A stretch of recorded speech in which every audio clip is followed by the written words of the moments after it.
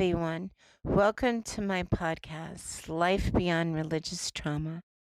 Faith and religion can be a consoling, supportive experience for lots of people. But for me, it was pure hell.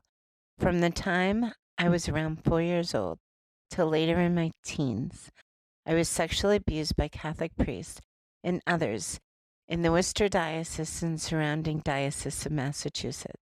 I was used in a child sex porn ring that produced videos here and abroad. Please join me as I share my healing journey from religious trauma through reimagining my faith, as well as inspiring insight from interfaith into spiritual experiences. Listen to the wisdom provided by other survivors, therapists, and spiritual guides, and others in thoughtful and provocative conversations. Thank you so much for supporting this podcast, and please share it with others who you may feel might benefit from it.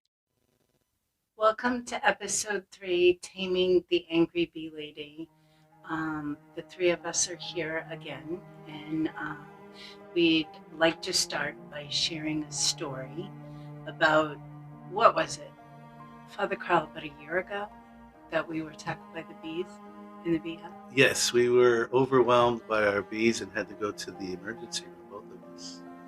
We were on IV, and we both got EpiPens as a gift. Yes. And then the next day, I was working for one of my friends, and at the last minute, you called and canceled because we wanted to make sure the queen took from this hive that I was very scared to go into, and said that you had to do confessions. So I, as stubborn as I am, decided to go in the hive myself. But I got all suited up, got everything, but I couldn't find the toolbox. So due to the fact you were in confessions, it was completely empty. I went in tears. And what happened with you? Your version, you were shocked. I was shocked, but here comes this person in a bee suit walking into the confessional who's kind of pissed off at me, trying to get my attention, obviously. So I was a little bit shocked, let's put it that way. I don't know what the people outside felt, but... Didn't someone name me the Angry Bee? No, I named you the Angry Bee Lady. Not now. But yes, I find with dealing with spiritual trauma and this length of abuse, I wear my emotions on my face, and I try to hide it. I try to do things, and it gets me into so much trouble. Like the day my son started in a big school, it was advertised in the paper that it was the biggest school in the United States. I was scared to death to bring him. I notified the school 3 months beforehand, sent them 3 emails about, I was nervous about him being a walker. And all of a sudden, the compromise was I do car riding, and they lost him the first day. And the police actually had to bring him home. And I became an angry bee lady. Another incident was the time just recently that I helped at an event. I tried to set very clear boundaries, and I was blamed for my PSD in this stressful situation, and I became very over-defensive. How do you deal with that anger and rage and spiritual trauma in that thing? Russ, what do you think? First of all, you have to remember one thing. Anger is a protector, and it arises when there's a hurt or a wound of some kind and so forth. So you have to understand it's not the enemy. Anger is not the enemy. But like all protectors, as Richard Schwartz would say, they can be murderous. So it's not that anger is bad or having protectors is bad. It's that they have to be managed. And one important issue is to know that you have that tendency, or that tendency is the wrong word, that capability. Because unless you own the fact that you have the capability, you won't be able to manage it. Do you Okay. think putting it on a podcast is convenient? I don't know. Maybe. I just honestly I try because when I did the research for Nate Brown's Clear Boundaries, I should get a spinner like Nate Brown and spin it 3 times before I even make a commitment. There you go. Or before you get angry, spin it 3 times. Right? Well, it's bad because what you see is what I get. Because even when I'm trying not to be angry and I see it, I take the breathing, I do all the steps, people can read my face. Sure. And that makes sense. In other words, your body also expresses your mood, right? It's probably why Kane used me for the ring that he put me in. It's probably why I was a prime candidate. I sometimes feel like I like that from the get-go. Like was because I remember reading about another survivor that there's certain categories that you had to fit in this thing, and I'm like, I pray all the time, why did I fit into all those categories? Yeah, but be careful because that walks right on the line of you blaming yourself for what happened to you. Don't do it, right? In other words, I think these guys were just looking for anybody. Well, when your child, after you clearly state things to a school, and your child goes brought back to the school because they've made him a walker with a police car, you sometimes wonder, what do I do wrong?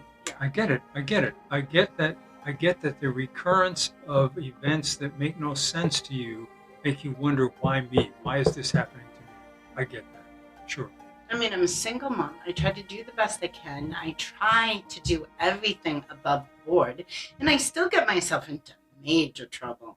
Sometimes I wonder, like, why am I in so much in a big, deep, dark hole when I try to dig myself out of it constantly? I try not to. I monitor everything. I make sure I don't do any addicted behaviors, even though I used to be addicted to food. I try to monitor everything. Don't scapegoat, don't do this, to make everything for my kids. And I'm still getting labeled as the angry, vicious bee lady, and my PSD is to blame for everything. It's like, give me a break. What do I do? Yeah, and part of that is that people have difficulty giving people with PTSD a break because they don't understand it. They can't relate to it. They can't relate to the triggering and so on and so forth that's characteristic of PTSD. That's one part. Second part is you have some difficult circumstances in your life, and I certainly can understand how they would trigger you. And that's not me blaming you in any kind of way. You know, I also know, I corroborate what you just said. You work really hard to keep the peace and keep the peace in all the situations you're in. But sometimes the people you're dealing with are not working as hard as you know, and so it's an unfair situation. So be careful again about blaming yourself. Your responsibility is, from my point of view, your responsibility is managing the anger protector when it arises. One of the ways, as Russ mentioned, one of the ways, Jess, that you and I have talked a lot and prayed together a lot is when the protector comes up, and what do you do with it? Because sometimes you've told me that you feel very much alone. You say it often that no one understands. You tell me often I don't understand. And you feel very alone in this. So one of the things I try to do, you know, in the spiritual journey you're walking here, is to first of all let you know that you're not alone. And of course, Russ is here to say that, and you have friends in your life, you have your mom, you have people in your lives that help you understand that you're not alone. And I'm one of those, and very happy to be so. And so the chance you have to kind of vent with me, for example, or we can talk it over, and you're not just alone with all of these feelings and no way to express them with anybody. You can do it with me in a safe way. So, Well, I'm very thankful for the support system. It's without a doubt, I think I have 3 or 4 very close friends, a very tight-knit family. But there's obstacles in my family. We all know this. Right. But the biggest thing is, like, how do we make an impact? Because anger gets so involved. Even in being in the Boston area or that, I mean, it's very frustrating to change it from the inside out, one step at a time. I mean, even communicating with the bishop with all this. I mean, I know in my heart that there was over 100 boys that I witnessed be abused, tricked into like some kind of conversion therapy or whatever. And the bishop takes no responsibility in my district. I'm even afraid to go to church in my area. That's how scary it is. I mean, my parents went to a church. They donated quite heavily to that church. And 2 weeks later, after the check cleared, I was kicked out. It's like, wow, what do I do? I mean, how do you deal in those kind of circumstances without getting angry yourself and causing a ruckus? How do you change it from the inside out? But you see, what you're talking about is changing people on the other side of the equation. You can't do that. In other words, in a real way, the bishop is who the bishop is. And I've talked about this. I've had some interaction with that bishop myself, working with people that one of his men abused. And he simply protected his men. So that's who he is. So it comes back to, if this is what you've got to work with, the only thing you can do is manage your reaction to that. But in fairness, you look at, he's doing a lot for the homeless. He's doing a lot of good too. Good. So why can't he look at, okay, fine, I'm doing good things here, but let's re-look at how to deal with this crisis. I mean, Boston has made incredible, not to say they're not perfect, incredible strides in helping survivors. But honestly, Cain, the biggest culprit, came from Worcester. There was a bishop there, Bishop Harrison, really worked with Cain to cause this harm to so many children. Yes, and Cain was a master at manipulating people, and so you're dealing with that issue too. And I don't think that the bishop at the time was prepared to confront Cain, because and some people would speculate that Cain had something on the bishop. I have no idea what that might be or whether that's true or not. But Cain was very much a manipulator. Was it Harrison at the time? Because if so, they were working together in this conversion therapy, because I remember envelopes being put together, money, like these white envelopes were passed all the time. There was talking, convincing, like I shared with you, these poor boys were convinced that they were hurting people when they were hurting them. It's just, to me, nothing makes sense, and I just want to make a difference here. I know. And again, you and I talk this way a lot, because I was astonished when I first started working with you that while you were being abused, you had compassion for the boys that were being trained to abuse you. For me, that's mind-boggling. That's the depth of your passion for justice and the depth of your passion for truth. I don't think you're going to find that same level of depth in the people that you're wanting to confront. Well, I like what they say in the Sikh community. The book that we're reading, we have the book club in January, about that you have to go through the rage and take time to go through the rage. But I want to skip over that part. Yeah, I don't blame you. You know, one of the ways you do that, though, Jess, you already do that in a number of ways, of course. And you mentioned some things already. You and Russ, one of the things you do that is in your prayer. Your prayer is very impassioned. Mm. It's impassioned. That passion, in some ways, is coming from that angry part that is looking for justice, that is looking for consolation, that is looking for someone, please hear me, somebody. Understanding, acceptance, all that. Exactly. And you pour all of that in the way you pray sometimes. And you and I have a ritual at night for prayer, and also with your son James, and that prayer is very impassioned. That sometimes that prayer is angry, it's questioning, but it's looking for hope. It's not quite sure, and other times it's thankful and grateful. But what you do with that, how you go through it, I think is one of the ways you do that is your prayer life. That's one of the ways. I think what you're saying, Father Carl, is her prayer life is one of the ways of emptying the pool of anger. Mm. And I think that's true. And I think also having safe places where you can talk about the depth of the anger, our relationship, your relationship with Father Carl, and whomever else you can talk with about the depth of your feeling is another place, because as we talked about earlier, you don't want to feel alone. You don't want to feel like nobody understands this, or nobody can appreciate the depth of your hurt and anger.